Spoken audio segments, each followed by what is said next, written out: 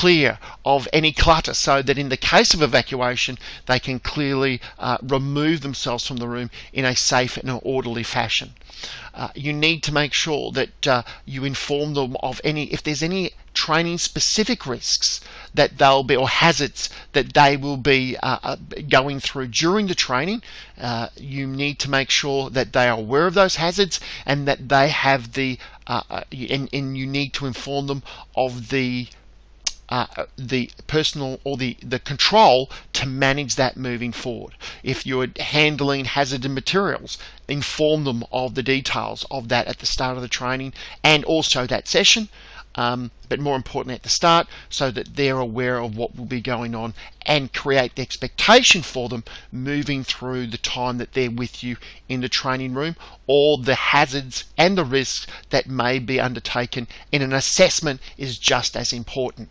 So early in the piece at the start of the training, in your introduction, you're making them aware of all the hazards and all the controls in place to safely manage the time that they're with you in a training or assessment situation.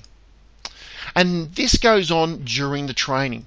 So if there are any specific sessions that you will be conducting them with the time that they're with you in the training, you need to inform them of any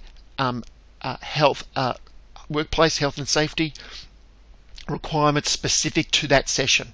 You need to be monitoring the environment continually to ensure that the safety of the training, and then if there is any changes or you need to inform them of those hazards or risks, that you're doing that progressively through the training, again for the ongoing safety of your participants and importantly yourself.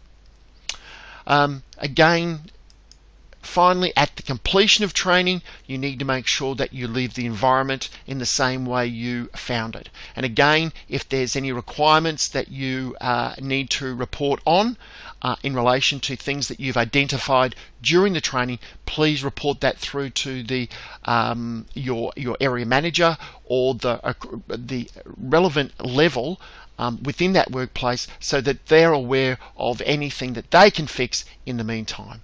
So it is a very important factor in relation to you as a trainer and assessor in the vet sector to be ever mindful of workplace health and safety in relation to a training venue or in the workplace where you're conducting any training.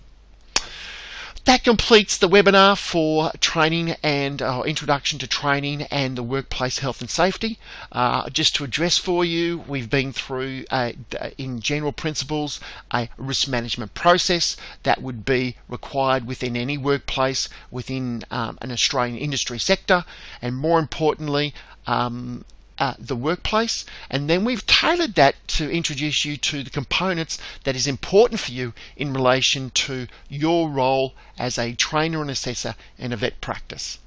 I'd like to thank you for your time and attention. I hope you found this session useful and will help you in your continuing efforts and studies through the remainder of your Certificate 4 in Training Assessment.